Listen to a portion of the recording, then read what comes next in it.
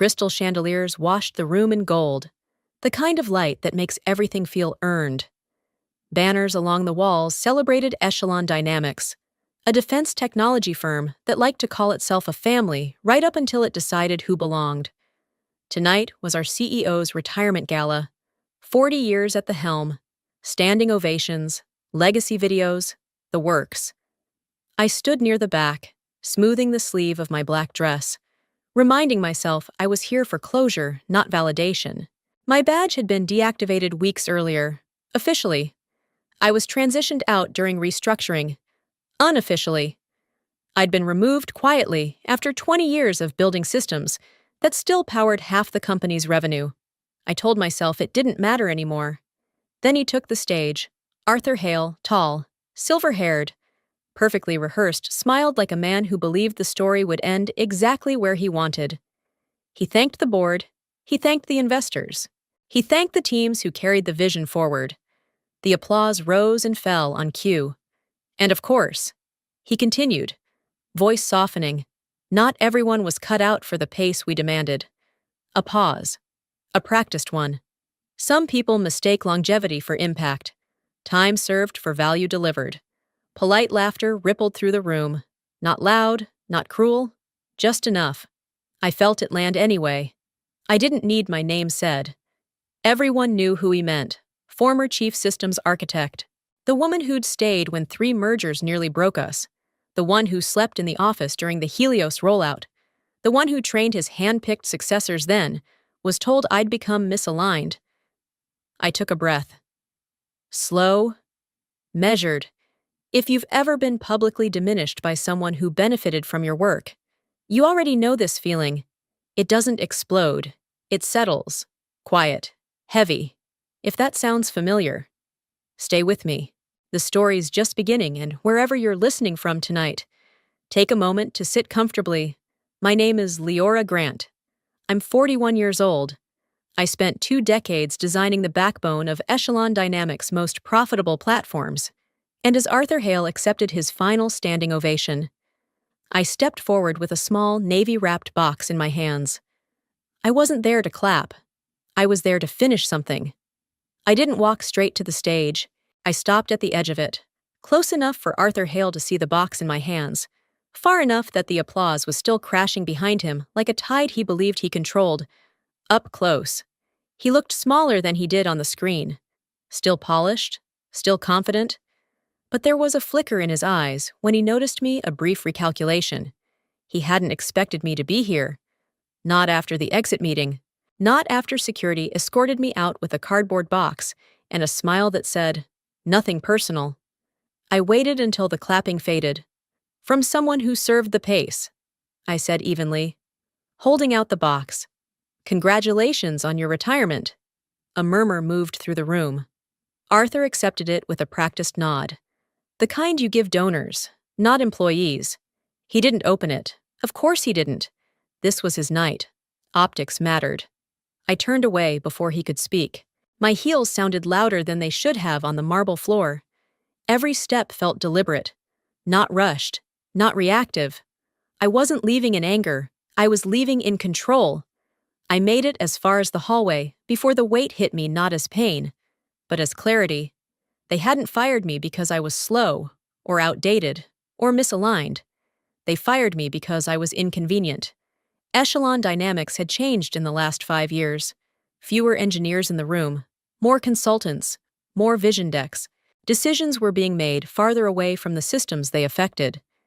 And I had a habit one Arthur Hale used to praise, of asking questions no one else wanted answered. During the Helios platform expansion, I'd flagged a dependency risk no one wanted to slow down for.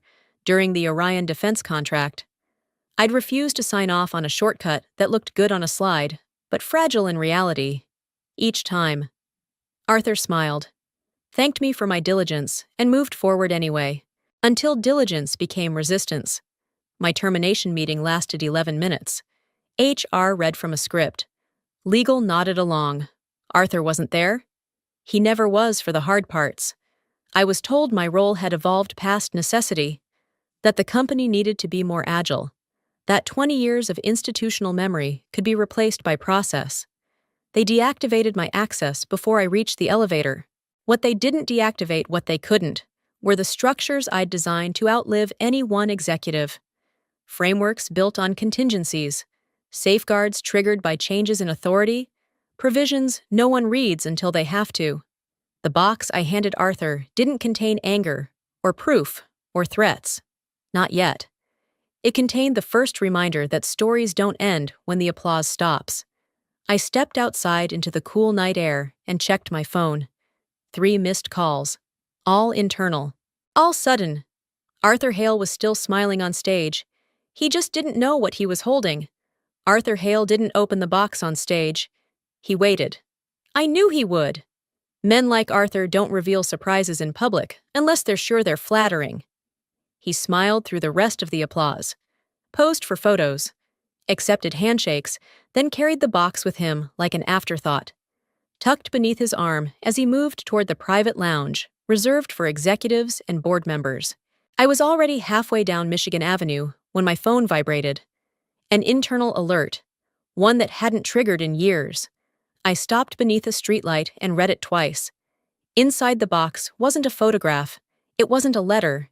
It wasn't anything sentimental. It was a single document printed, annotated, and signed.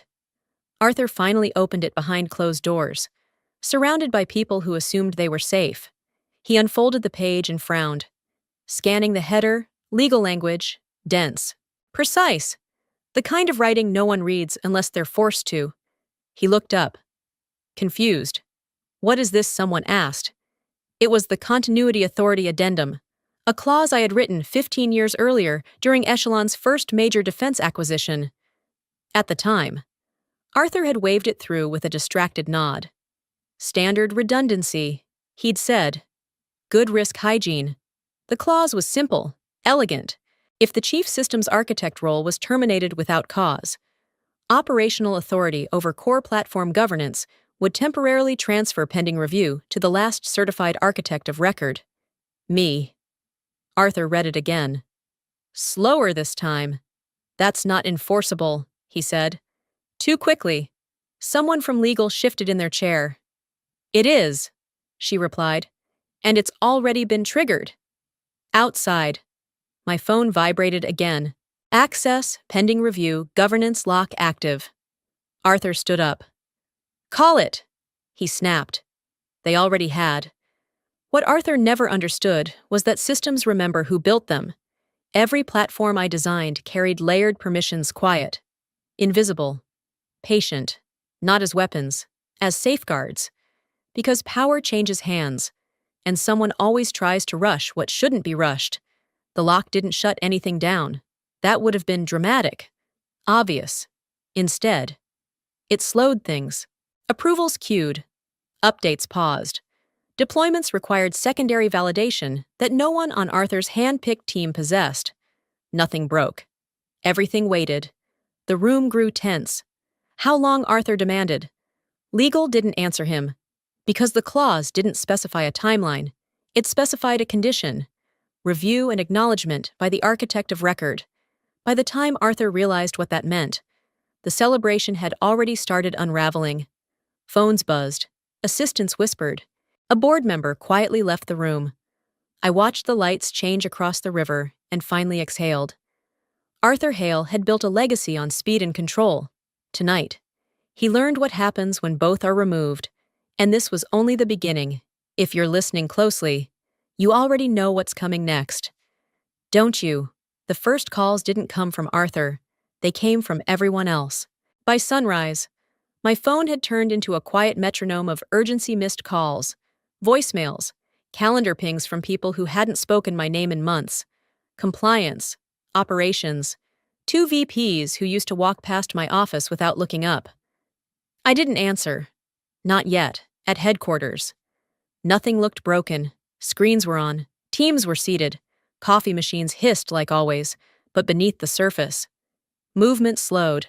A release window stalled because an approval loop couldn't close. A procurement order queued behind a secondary validation no one could satisfy. A partner integration froze mid-handshake. No alarms, no headlines, just friction. Arthur called mid-morning. Once. then again, then from a private number. I let it ring. By noon, the board convened an emergency session. Arthur arrived late, tie loosened, jaw tight. The first crack in a man who'd spent decades believing momentum was a substitute for consent. Legal spoke carefully. Compliance spoke slower. Someone asked the question Arthur had been avoiding since last night. Why was this clause triggered at all? The answer was simple and devastating: termination without cause. Arthur tried to reframe it. Restructuring, alignment, standard transition. The language didn't matter. The trigger had already fired. By afternoon, two partners requested written assurance that governance authority was stable. One asked whether Echelon was still compliant with the continuity terms attached to the Orion contract. Another postponed a signing until internal clarity was restored. Internal clarity. Arthur finally left me a voicemail. His voice was calm, controlled, almost respectful. "Leora," he said, "we need to discuss next steps. There's been a misunderstanding." I deleted it, because there hadn't been a misunderstanding. There had been an assumption that systems are obedient, that people are replaceable, that time erases authorship. By evening, the board's tone shifted. This wasn't about control anymore. It was about exposure. The addendum wasn't public, but it was binding, and every hour it remained unresolved, invited questions no one wanted regulators to ask. That's when the message arrived. Request, acknowledgement, meeting, subject, temporary governance, review. Not an order, not a demand, a request. I stood on my balcony, watching traffic crawl like circuitry at half speed, and felt something settle into place. Not triumph, not revenge, leverage. Arthur Hale had spent 40 years telling people who mattered, in less than one day. The system answered for me, and tomorrow, they would have to listen. The conference room hadn't changed. Same glass walls, same long table, same city skyline stretched behind it like a promise someone else had already spent. I arrived 10 minutes early, not out of habit, but intention. Timing mattered now. It always had. They were just late to noticing. Arthur Hale entered last. He didn't sit at the head of the table. That was new. He chose a chair slightly off-center, as if proximity to authority might still imply ownership. Legal took one side, compliance the other. Two board members joined remotely, their faces boxed and muted until needed. I didn't offer pleasantries. "We're here to acknowledge the Continuity Authority Addendum," I said, opening my folder. "And to define the scope of the review?" Arthur leaned back. "Let's be clear," he said evenly. "This situation is temporary. Everything is," I replied, "including misunderstandings." Silence followed. Not awkward, measured. Legal cleared her throat. Per the addendum, operational governance remains paused pending acknowledgement by the architect of record. "That's me," I said. "For now." Arthur's jaw tightened. "What do you want, Leora?" There it was. Not what do you need. Not how do we fix this. Straight to transaction. Arthur had always believed outcomes were purchased, not negotiated. "I want accuracy," I said. "On paper." I slid a document across the table. Conditions, not demands. Restoration pathways. Compliance confirmations. A formal acknowledgement that my termination had been executed without cause, and therefore without procedural review. Arthur didn't touch it. "This is unnecessary," he said. "We can resolve this quietly." "That depends," I replied. "On what you call quiet." Compliance leaned forward. "Arthur," she said carefully, "we need this documented." The remote board member unmuted. "We also need assurance that governance won't be interrupted again." I nodded. "It won't be. Once the record reflects reality." Arthur exhaled through his nose. A controlled release. He was recalculating, measuring how much pride he could afford to lose against how much risk he couldn't. And after this acknowledgement, he asked, "After," I said. "Authority returns to the office. Processes resume. No disruption, no spectacle. And you, I leave." I said, on my terms.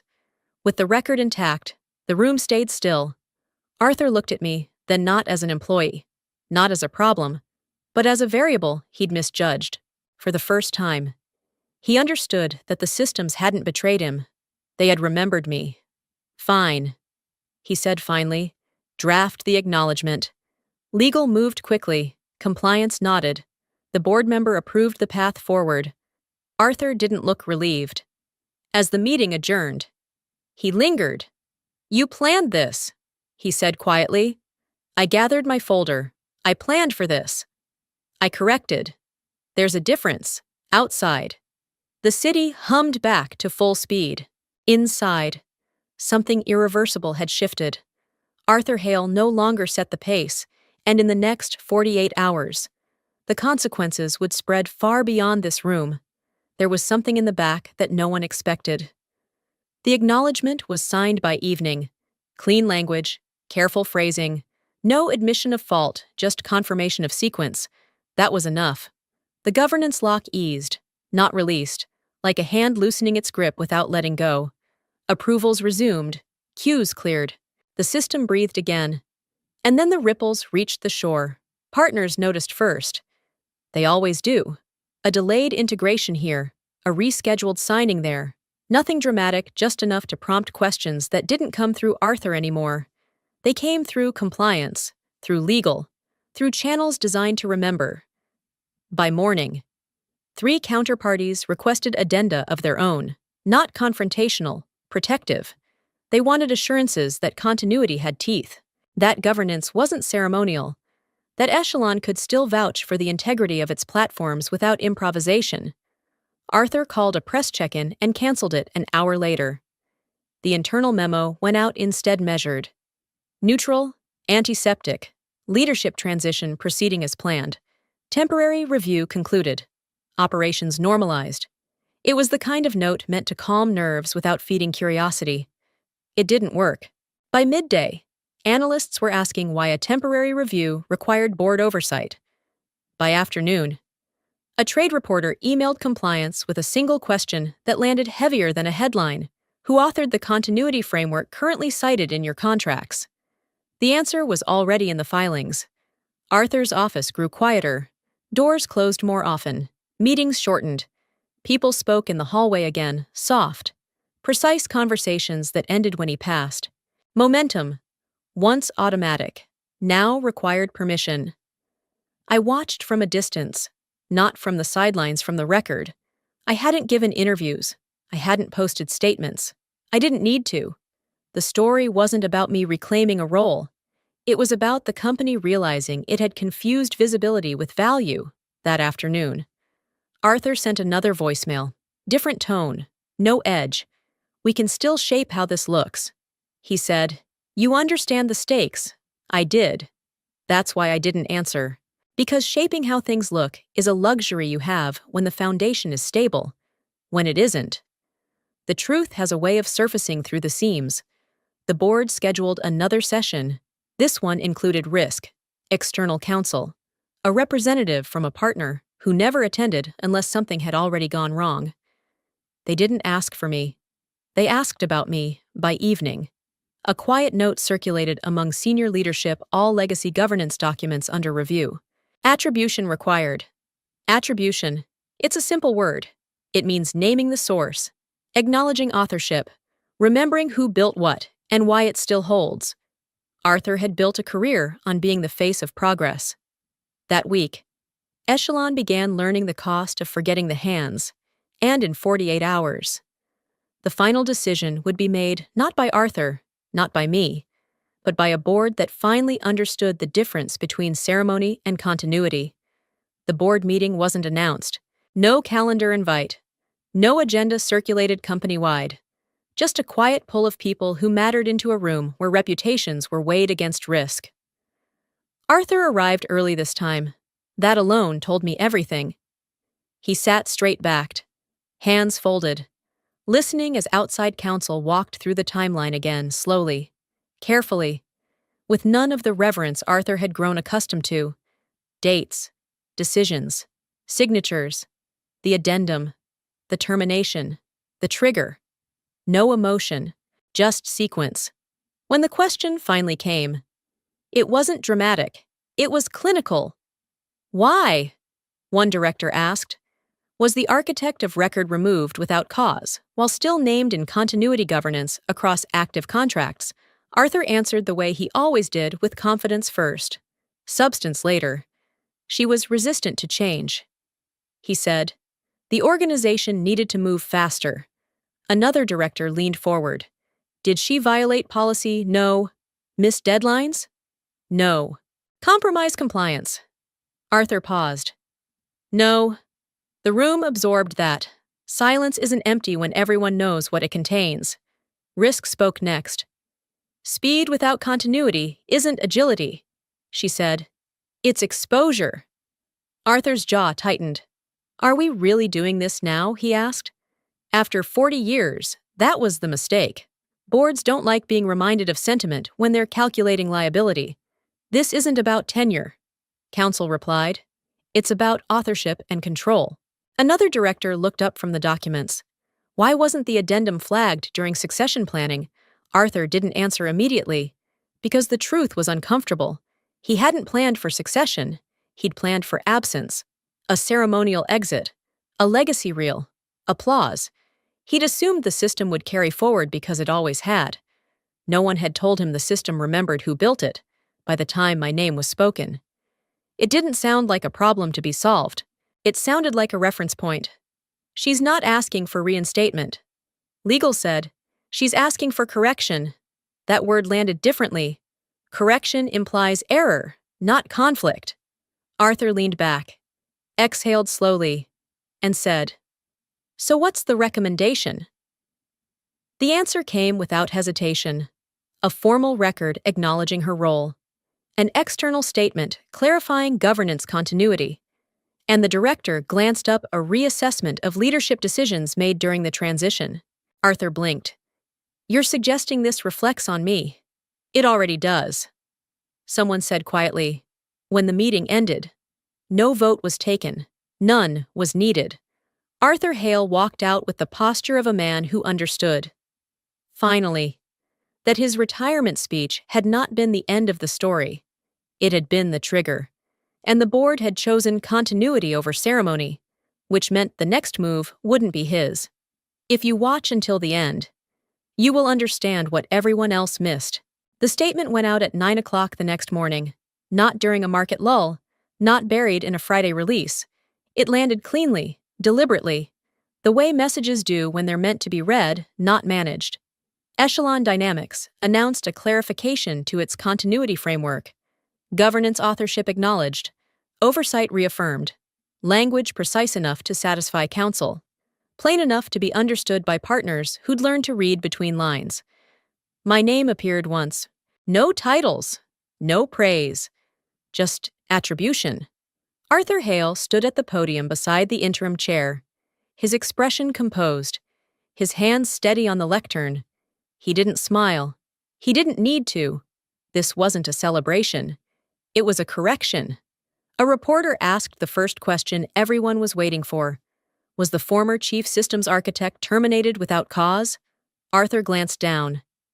Then up. Yes, he said. The room shifted. Another question followed.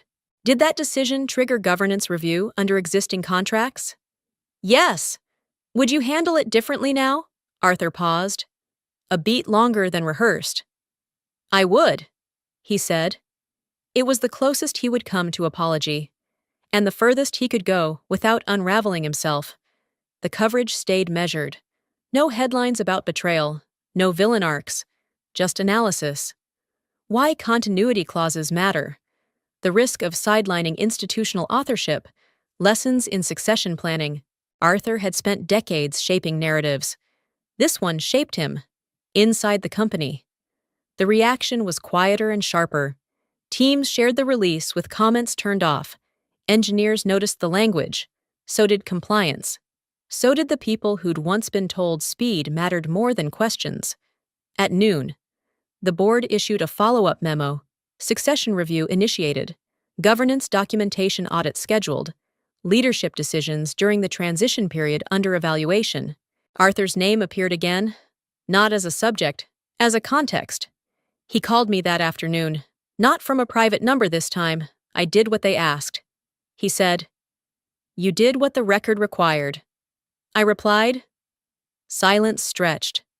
Then, softer. "Is that enough for the system?" I said. "Yes." "And for you," I looked out at the city, traffic moving like logic finally restored. "For me," I said. It already was.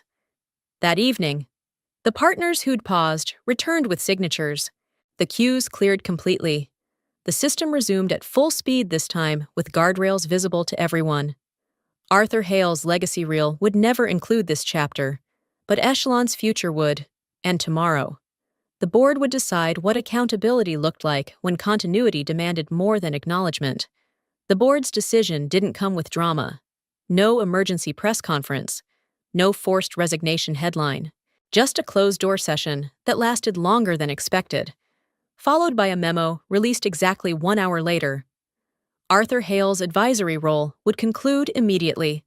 No extension, no honorary title, no ceremonial transition period. Effective now. The language was careful, respectful. It acknowledged his decades of service while drawing a clean line between legacy and liability. Succession planning would proceed under interim leadership. Governance oversight would report directly to the board for the next 2 quarters. Arthur was not mentioned again. Inside the building, the reaction was almost imperceptible. Meetings continued, calendars adjusted. People adapted the way organizations always do when certainty replaces charisma. The difference was subtle, but profound decisions slowed just enough to be checked. Questions were asked where silence used to sit. Arthur cleared his office that afternoon. Not with cameras, not with statements. Just a small box and a longer pause at the door than he probably expected. A man who had spent 40 years at the center of motion, now standing still, watching the system continue without him. He called me once more that evening. "I didn't think it would end like this," he said. "I know," I replied. "I thought I was protecting the company. You protected the image." I said, "Those aren't the same thing." He didn't argue. There was nothing left to defend. "I should have listened," he said after a moment. "Back then." There it was. Not regret for the decision itself, but for the assumption that it wouldn't matter. I wasn't asking to be agreed with. I said, just accounted for. The call ended quietly. No reconciliation, no absolution. Just the understanding that some costs aren't visible until the ledger closes. The board reached out the next morning, not with an offer, with confirmation. The record would reflect authorship accurately going forward. My role in the company's continuity would be documented, cited, preserved. I declined anything further, not because I couldn't return, because I didn't need to. I had spent 20 years building systems meant to outlast people who confused authority with permanence. Watching one of them learn that lesson didn't feel like victory, it felt like resolution. Arthur Hale would retire without applause now, without a stage, without the illusion that legacy is something you announce rather than something you leave intact. As for me, I stood on my balcony again, city lights steady beneath the dark, and felt the last thread of obligation finally release. The system was stable, the truth was recorded, and my story was no longer tethered to his ending. Only one part remained. Endings rarely announce themselves. They don't arrive with music or final lines that feel complete. They arrive quietly, on ordinary mornings, when you realize the weight you carried for years is suddenly gone, and the world hasn't collapsed because you put it down. 3 weeks after Arthur Hale's advisory role ended, I walked past Echelon Dynamics without slowing. The building looked the same. Glass and steel catching the light, people moving with purpose. The difference was internal. The systems were steadier now, not because they were faster, but because they were respected. I didn't miss it. What I missed briefly was the version of myself that believed endurance was the same as loyalty, that staying silent was professionalism, that being overlooked was the cost of being useful.